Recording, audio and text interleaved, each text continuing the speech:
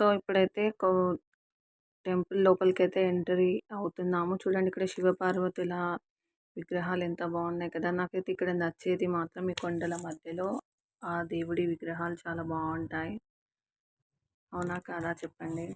మీరు చూసిన వాళ్ళైతే మీకు తెలుస్తుంది. సో, వెళ్తున్నాం. ఇక్కడ పక్కన కొబ్బరికాయలు ఉన్నాయి. అమ్మవారికి కొబ్బరికాయలు, పూలు, పసుపు, కుంకుమ తీసుకుంటున్నాము. తీసుకొని మళ్ళీ టెంపుల్ లోపలికైతే వెళ్తున్నాము.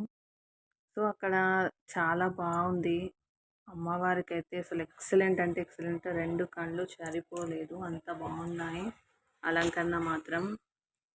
సో, మీలో ఎంతమంది ఈ అమ్మవారికి దర్శించుకున్నారో ఒకసారి కామెంట్ చేయండి. సో, నా వీడియో నచ్చితే ప్లీజ్ చిన్న లైక్ ఇవ్వండి. మీరిచ్చే లైక్ ఇంకో నలుగురు వరకు రీచ్ అవుతుంది. సో, ఏంటి నువ్వే కనబడట్లేదు, నీ మాటలే వస్తున్నాయి అనుకుంటున్నారేమో. నేనే కదా వీడియో షూట్ చేసేది. చూడండి ఇది నేనే. ఓకేనా. ఇప్పుడైతే లైన్లో నిల్చున్నాం. మేము అమ్మవారి దర్శనానికి వెళ్తున్నాము. అక్కడ నిల్చున్నాము. గౌశాల తెలుసు కదా. గౌశాల కూడా అక్కడ ఒక రౌండ్ అలా తిరిగేసాము. ఒక చుట్టూ తిరిగేస్తున్నాము. ఒక చుట్టూ తిరగాలి కంపల్సరీ. అందరూ తిరుగుతారు. ఓపిక ఉన్న వాళ్ళు 5, 3 అట్లా మినిమం ఒక రౌండ్ అయితే అక్కడ వేసేయాలి.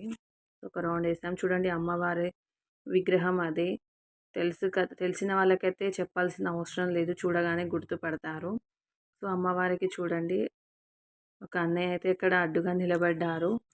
ఇంకొంచెం మూవ్ అవుతుంటే మీకు అక్కడ మంచిగా కనిపిస్తుంది అమ్మవారు. అది కూడా దూరం నుంచి నేను తీశాను. అక్కడ ఫోన్స్ అలో లేదు. ఫోన్ చూస్తే వాళ్ళు లాక్కుంటున్నారు. కానీ నేనే మెల్లిగా తీశాను. ఎందుకు అంటే నేను ఒక్కదాన్నే వెళ్ళాను. సో, ఇంట్లో వాళ్ళు కూడా చూడాలి కదా. మళ్ళీ వెళ్ళాలి అంటే చిన్న పిల్లలు ఉన్నారు. సో, కాదు కాబట్టి చూడండి అమ్మవారు ఎలా ఉందో కామెంట్ చేయండి.